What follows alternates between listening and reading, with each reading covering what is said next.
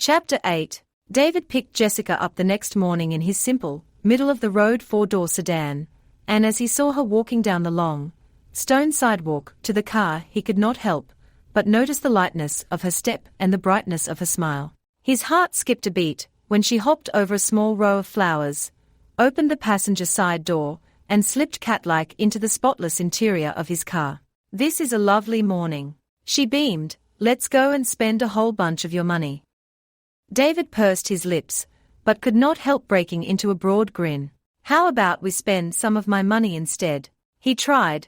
"Nope, we are going to spend lots of your money, and have them deliver a big pile of stuff on Monday." David pulled out and headed south down Highway 61. He was smiling and humming to himself, enjoying the bright fall weather, when he noticed a change in the look on Jessica's face. "Hey, what's wrong?" he asked, his voice betraying a note of concern. Jessica stared out the window, consciously not looking towards the side of the road where the fatal accident had occurred the day before. David looked around and noticed the deep scars of torn earth in the embankment on the side of the road, and suddenly remembered last night's radio news. "Did you have to work the accident yesterday?" Jessica pulled her seatbelt tighter and stared out the window. "I've known Lucy all of our lives. She was behind me in school by a couple of years, and we sat next to each other in band. She was a good flute player. She didn't want to go to college, got married right out of high school. He turned out to be a bum, and she got married about 3 years ago to a really nice man from Hannibal, an over-the-road trucker. They painted up her pickup to look just like his big rig. It looked pretty good. Lucy worked at the lumberyard up until she had her little boy last year. He was so cute, blonde hair." David reached out gently and took hold of her hand, squeezing it softly as tears ran down her face. She looked at him and brushed the tears away with her right hand, but didn't pull the other one back from his. "I took the job at the paper because I had to have a job, and Bill and Emma were nice enough to help me out. I know they gave it to me because they were my parents' friends, but I have always tried to work hard and do my best for them. After a while, I began to think that I was making a difference. People wanted me to help them out with this project and that. I think I served on every community board and committee in Riverton over the last 10 years. But you know," she said thoughtfully, "when I think back on all of those meetings that lasted until midnight, all of those fundraisers, all of the people who wanted help, well, to say that I was just being used is a little harsh, perhaps, but it sure feels that way."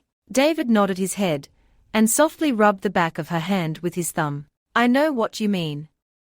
I went to work for my father right after college. I am expected to take over the family business in time, and he started me right in on the tough projects. He says I am his number one man, and I make a decent salary, but in the end, there are lots of days when I go home after 14 or 16 hours of designing ductwork, or troubleshooting some nameless, faceless building's electrical system, where I just feel all used up." Jessica turned her hand around, and slowly interlocked her fingers with David's strong, roughening hands. "The wrecks are the worst," she said. "I can take the endless meetings where the same people always say the same things. I can take the people who get all upset if I misspell the name of a grandson who lives in Arizona. It's the wrecks that get to me. They make me feel wrong somehow. They make me feel like an intruder into something that is deeply personal. I don't know, I can't explain it very well. It hasn't really mattered anyway," she said. "I had a brother to raise and bills to pay. I am not in any position to make choices.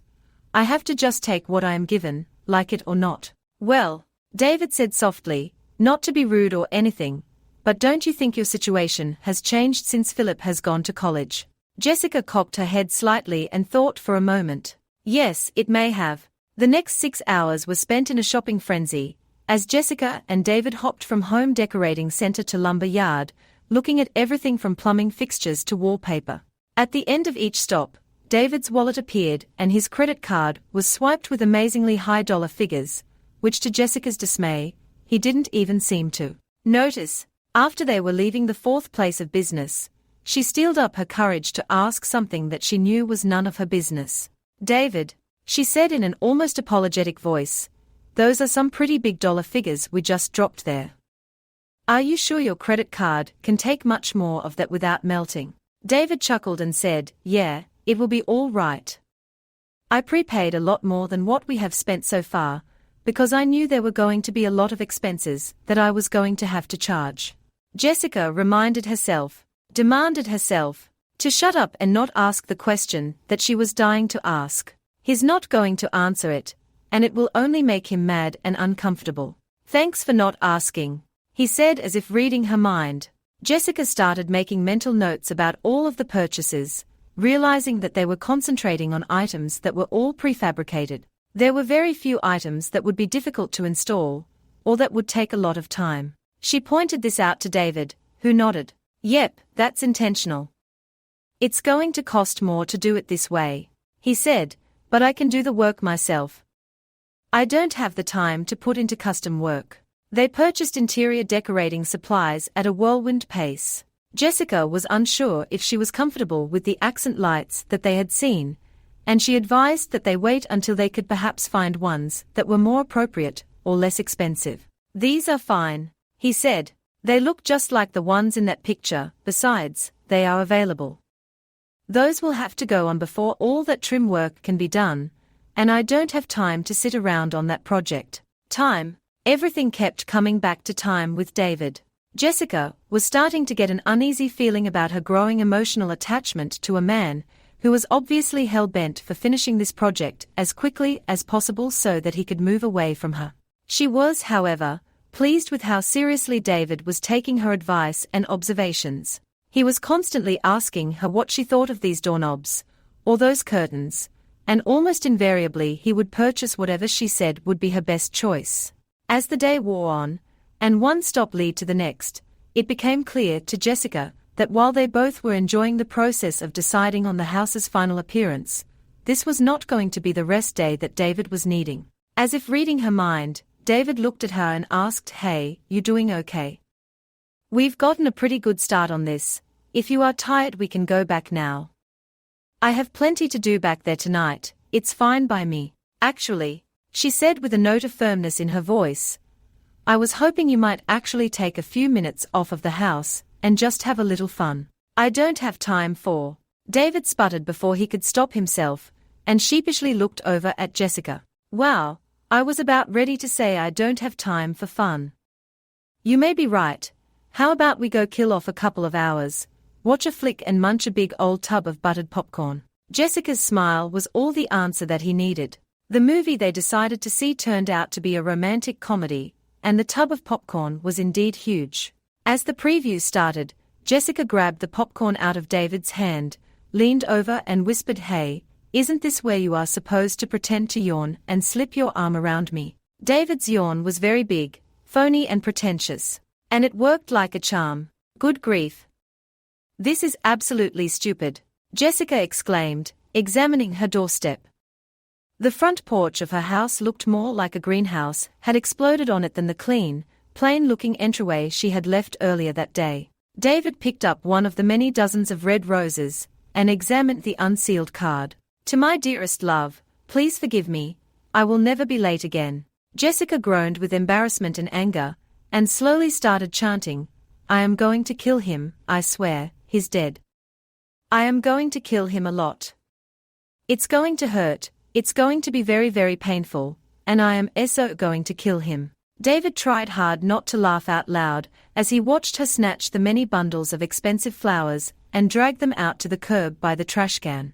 "You know," he quipped, "I am not sure that's the reaction he was hoping for when he sent these to you." Jessica threw a dozen at David's head with a snarl, and as he ducked she continued on with the scouring of the porch.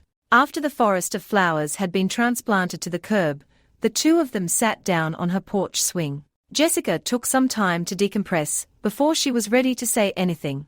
"You know I really didn't aim those at your head," she finally said. "I am a better shot than that. If I had meant to hit you on your noggin, trust me, I would have. I am sure you throw roses with the best of them," David offered with a small laugh. "Seriously, though, I don't think you and Kevin are on the same page yet." Jessica turned around and snuggled herself down on the bench seat so that her head rested on David's thigh. He reached down and softly started running his fingers through her hair.